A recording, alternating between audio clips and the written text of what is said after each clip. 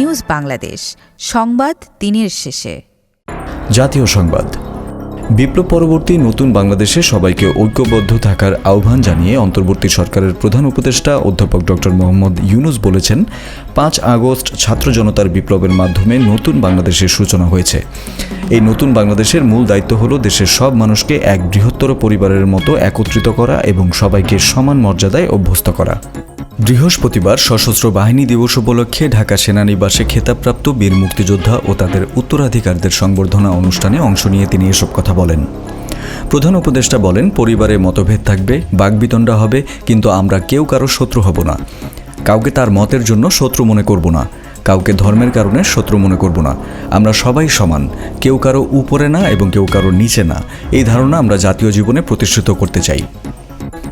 বিচারের শুদ্ধতার জন্য আন্তর্জাতিক অপরাধ ট্রাইব্যুনালে অন্তর্বর্তীকালীন আদেশের বিরুদ্ধে আপিলের বিধান রাখা হয়েছে বলে জানিয়েছেন আইন উপদেষ্টা ডক্টর আসিফ নজরুল। বৃহস্পতিবার আন্তর্জাতিক অপরাধ ট্রাইব্যুনালের মূল ভবনের সংস্কার কাজ পরিদর্শন শেষে সাংবাদিকদের সঙ্গে আলাপকালে কথা বলেন তিনি। ট্রাইব্যুনালের অন্তর্বর্তী আদেশের বিরুদ্ধে আপিলের বিধান রাখার বিচার বিলম্বিত হবে কিনা এমন প্রশ্নের জবাবে ডক্টর আসিফ নজরুল বলেন, বিচারের শুদ্ধতার জন্য আন্তর্জাতিক অপরাধ ট্রাইব্যুনালের অন্তর্বর্তীকালীন আদেশের বিরুদ্ধে আপিলের বিধান রাখা হয়েছে, তবে তা খুব সীমাবদ্ধ ক্ষেত্রে। ঝালকাঠি ১ আসনের আওয়ামী লীগের সাবেক সংসদ সদস্য শাহজাহান ওমরকে গ্রেফতার করেছে পুলিশ। বৃহস্পতিবার সকাল 10:30টার দিকে তাকে গ্রেপ্তার করা হয়। এর আগে বুধবার সন্ধ্যায় রাজাপুর উপজেলা বিএনপি তার বিরুদ্ধে করা বিক্ষোভ মিছিল থেকে একটি গ্রুপ বিচ্ছিন্ন হয়ে ওমরের উপজেলা সদরের বাসভবনে হামলা ও ভাঙচুর করে। পরে বৃহস্পতিবার সকালে বরিশাল থেকে রাজাপুর আসার পথে পিংড়ি এলাকায় তার গাড়িতে হামলা চালায়।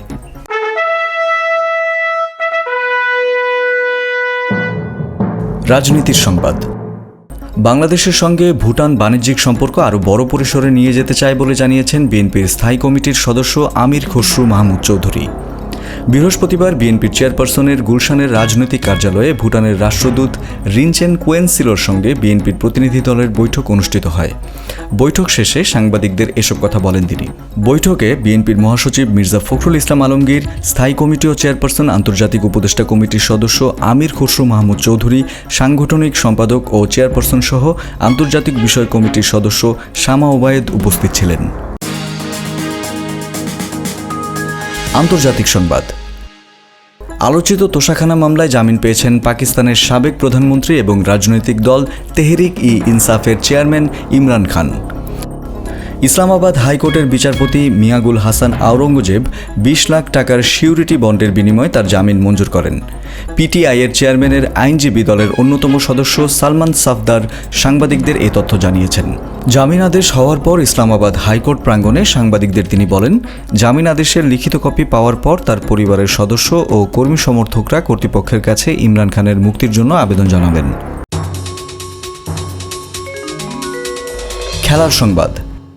প্রতি সপ্তাহে দল ও খেলোয়াড়দের র্যাঙ্কিং হালনাগাদ করে থাকে ইন্টারন্যাশনাল ক্রিকেট কাউন্সিল আইসিসি।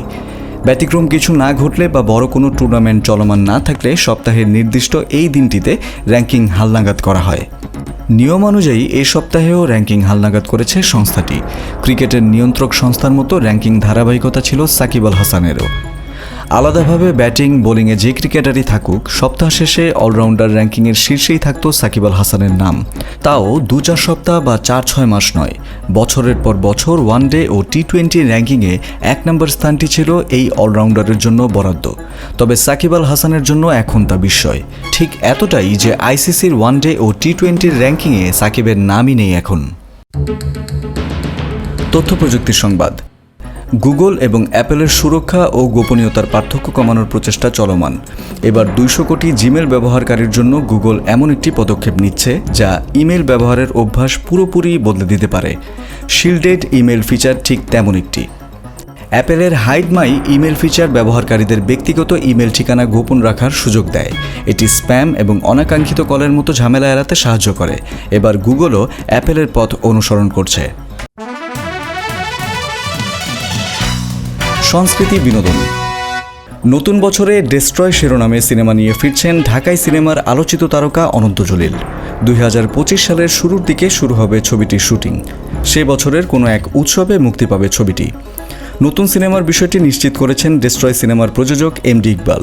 তিনি জানান, এরই মধ্যে অনন্ত জলিলের সঙ্গে ছবি নিয়ে বিস্তারিত আলোচনা হয়েছে। সিনেমার চিত্রনাট্য লিখতে বসেছেন আবদুল্লাহ জহির বাবু। ছবিতে মাঝ সমুদ্রে অ্যাকশনধর্মী গল্পে দেখা যাবে অনন্তকে, আর নায়িকা হিসেবে থাকবেন যথারীতি অনন্ত জলিলের স্ত্রী আফিয়া নুসরাত বর্ষা।